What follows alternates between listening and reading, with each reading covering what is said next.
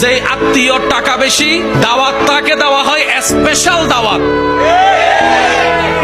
আর যতই কাছের রক্তের হোক না কেন, যদি টাকাওয়ালা না হয়, দাওয়াতও তেমন ভালো করে পাই না, মেহমানদারিও তেমন ভালো করে পাই না, খাবার খেয়েছি কি খাই নাই সেইটাও জিজ্ঞেস করার কেউ থাকে না।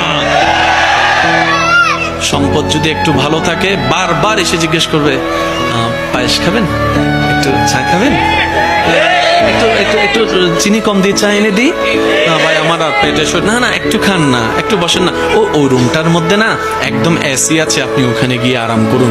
ওই দূরের আত্মীয়টা। আর যেটা কাছের আত্মীয়, সম্পদ তেমন নাই, পাশ দিয়ে গেলেও জিজ্ঞেস করে না, সে আশা নিয়ে বসে থাকে হয়তো আমাকে একটু জিজ্ঞেস করবে। আচ্ছা খাই না খাই, অন্তত জিজ্ঞেস তো একটু করুক, মনটা বড় হবে যে না আমার আত্মীয় আমাকে একটু জিজ্ঞেস করেছে।